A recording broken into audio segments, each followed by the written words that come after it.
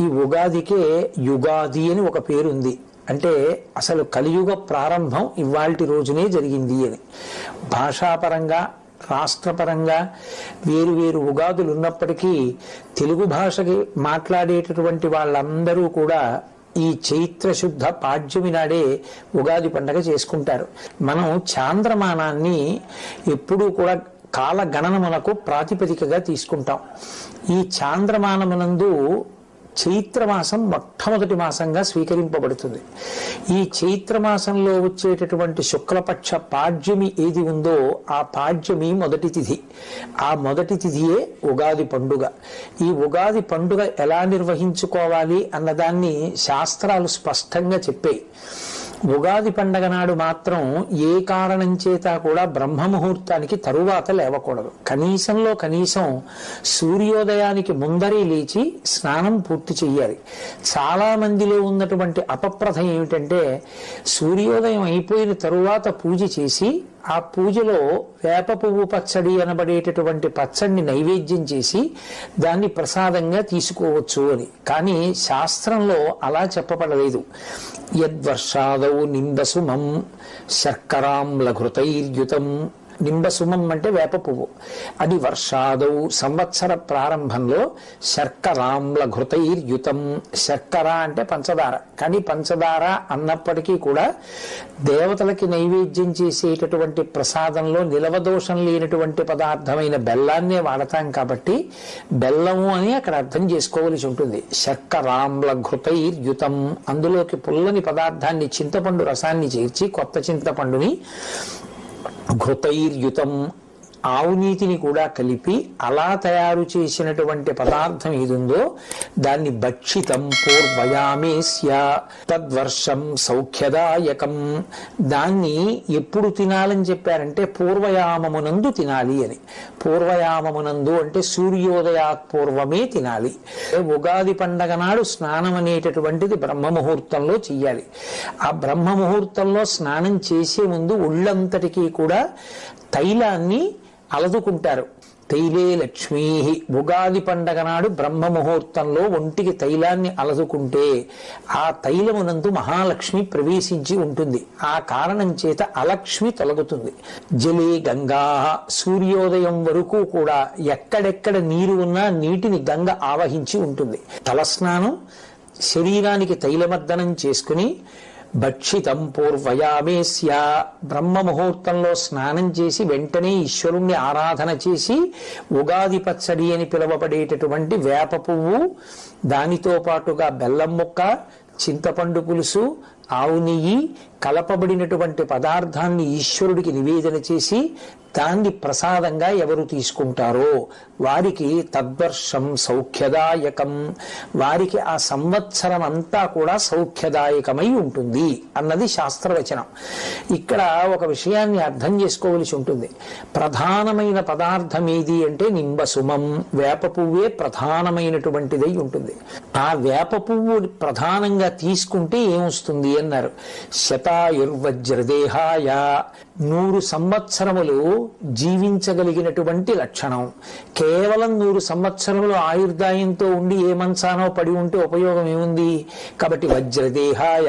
ఆరోగ్యంతో ఉండి తాను ఏ సంకల్పం చేశాడో ఏ కార్యం చెయ్యాలనుకుంటున్నాడో అటు భగవత్పరమైనటువంటి సమాజ అభ్యుదయము కొరకు చెయ్యాలనుకున్నటువంటి కార్యములను చేయగలిగినటువంటి సమర్థత శరీరమునందు నిలబడి దాని వలన వజ్రదేహాయ సర్వసంపత్ప్రదాయ చ. ఆ వేప పువ్వు సమస్తమైనటువంటి సంపదలను ఇవ్వగలిగినటువంటిదై ఉంటుంది. దానితో పాటుగా అది అరిష్ట నివారాయ. అరిష్టములను నివారిస్తుంది. భక్షితం నింబదళం అని ఆ నింబదళాన్ని నింబ పుష్పాన్ని తీసుకుంటారు. ఈ నింబ అన్న మాటకి ఇంత ప్రఖ్యాతి వేప పువ్వుకే ఎందుకు ఇంత గొప్పతనం వచ్చింది అని పరిశీలనం చేసినప్పుడు మనకు ఒక విషయం అవగతం అవుతుంది. అమరకోశంలో నింబ అన్న మాటని మహానుభావుడు వ్యాఖ్యానం చేశాడు. నింబ అన్న మాటకు అర్థం ఏమిటంటే ఆరోగ్యం నయతీతి నింబ. వేప పువ్వు తిన్నట్లయితే ఆరోగ్యము నిలబడుతుంది. ఆరోగ్యము నిలబడడానికి చైత్రమాసంలోనే వేప పువ్వు రావడం, చైత్రమాసంలో మొట్టమొదటి తిథి అయినటువంటి ఉగాది నాడే వేప పువ్వు పచ్చడి తినడం, దీని వెనక ఉన్న మర్మం ఏమిటి అంటే యమధర్మరాజు గారి యొక్క దంష్ట్రలు కోరలు 2 ఋతువులలో బయటికి వస్తాయి. అవే వసంత శారదానేవా, వసంత ఋతువు, శరత్కాలము, శరదృతువు. ఈ 2 ఋతువుల యందు యమధర్మరాజు గారు ఒక్కొక్క కోర బయట పెడతాట. అది వసంత ఋతువులో చైత్ర శుద్ధ పాడ్యమి నాడు ఆ కోర బయటికి రావడం మొదలవుతుంది. కాబట్టే వడగాట్పులు మొదలైనటువంటి వాటిల్లో జనం విశేషంగా పడిపోతారు. అలా పడిపోకుండా యమధర్మరాజు గారి పాశములకు చిక్కకుండా శరీరమునందు ఆరోగ్యం నిలబెట్టగలిగినటువంటి అనుగ్రహ శక్తిగా పరదేవతయే వేప పువ్వుగా ఆ కాలమునందు పరిఢవిల్లుతుంది అని శాస్త్రవాక్కు. శారదా నవరాత్రుల్లోనూ అమ్మవారికే పూజ, అలాగే వసంత ఋతువులోనూ లలితాపరా భట్టారికా స్వరూపానికే పూజ. ఈ 2 ఋతువుల్లోనూ అమ్మవారిని పూజ చేస్తే అమ్మవారి అనుగ్రహమే వేప చెట్లకి ఆ సమయంలో పువ్వుగా వచ్చి ఆ పువ్వుని ఈ పదార్థాలతో కలిపి అది ఏ సమయంలో తినాలో ఆ సమయంలో తినాలి. అనారోగ్యంతో ఉన్నటువంటి వ్యక్తి వైద్యుడి దగ్గరికి వెడితే ఏదో ప్రొద్దున్న 1 మాత్ర, మధ్యాహ్నం 1 మాత్ర, రాత్రి 1 మాత్ర వేసుకోండి అంటాడు. 7 రోజులు ఒక్కొక్క రోజు 3 మాత్రలు వేసుకోమన్నారు. 7 రోజులవి కలిపి 7 3 21 ఒక్కసారి వేసుకుంటే తగ్గిపోదా అని వేసుకోం కదా. అలాగే ఆయన చెప్పినట్లు వేసుకున్నట్లే శాస్త్రకారుడు చెప్పినట్టే ఆ ప్రసాదాన్ని తీసుకోవాలి. అందుకే భక్షితం పూర్వయామేస్య, ఎవరు బ్రహ్మముహూర్తంలో స్నానం చేసి వేప పువ్వు పచ్చడి తింటారో ఈశ్వర ప్రసాదంగా, అటువంటి వారందరికీ కూడా పరదేవతానుగ్రహంగా ఆరోగ్యము సిద్ధిస్తుంది. ఆరోగ్యము అంటే యమధర్మరాజు గారి యొక్క కోర బయటికి వచ్చిన కారణం చేత విస్తరించినటువంటి ఉపద్రవ స్వరూపమైనటువంటి భయంకరమైన వ్యాధులను తట్టుకోగలిగినటువంటి శక్తి వస్తుంది. అందుకే సాధారణంగా చైత్రమాసం నుంచి లోకంలో అతిసార వ్యాధి వంటి వ్యాధులు ప్రబలిపోతాయి. అవన్నీ అంటువ్యాధులు, కళ్ళకలకలు రావడం, అతిసార వ్యాధి రావడం, అమ్మవారు అన్న పేరుతోటి చర్మ సంబంధమైనటువంటి వ్యాధులు రావడం, ఒంటి మీద మచ్చలు పైకి తేలడం, ఇవన్నీ అంటువ్యాధులై చాలా తేలిగ్గా ఒకరి నుంచి ఒకరికి సంక్రమించడం జరుగుతూ ఉంటుంది. వీటికి నివారణగా శాస్త్రం ఏం చెప్పిందంటే, కార్తీక మాసంలో శరత్కాలం నడుస్తున్నప్పుడు ఉసిరి చెట్టును ఆశ్రయించి ఉంటుంది. అదే వసంత ఋతువు ప్రారంభమైనప్పుడు చైత్రమాసంలో వేప పువ్వుని ఆశ్రయించి ఉంటుంది. వేప పువ్వుగా అమ్మవారు ఉంటుంది. అందుకే ఆ ప్రసాదాన్ని స్వీకరిస్తాం, దేహారోగ్యం నిలబడుతుంది. ఇక 2, అటువంటి ప్రసాదాన్ని స్వీకరించినప్పుడు అందులో షడ్రుచులు కలగలిసిపోయి ఉంటాయి. జీవితం అనేటటువంటిది కేవలం సుఖాలు, కేవలం దుఃఖాలు అనుభవించడానికి వచ్చింది కాదు. కేవలం సుఖాలు అనుభవించాలి అంటే ఇక్కడ ఉండరు, దేవతగా ఉంటారు. కేవలం దుఃఖమే అనుభవించాలి అంటే ఇక్కడ ఉండరు, ఏ మర్త్యలోకంలోనూ ఉంటారు. సుఖము దుఃఖము 2 కూడా అనుభవించాలి అంటే మనుష్య శరీరంలోకి వస్తాడు.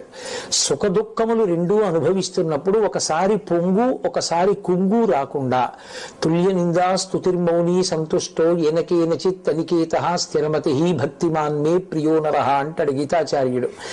సమమైనటువంటి స్థితిలో ఉండి పొంగు కుంగు లేకుండా ఏదైనా భగవంతుని యొక్క అనుగ్రహంగా అనుభవించగలిగినటువంటి అధ్యవసాయంతో కూడిన బుద్ధిని పొంది ఉండాలి అంటే ఈ రుచులతో కూడిన ప్రసాదాన్ని భగవంతుని యొక్క అనుగ్రహంగా తీసుకున్నప్పుడు అందులో రుచి చూడం, ప్రసాదం అని దాన్ని నోట్లో వేసుకుంటాం.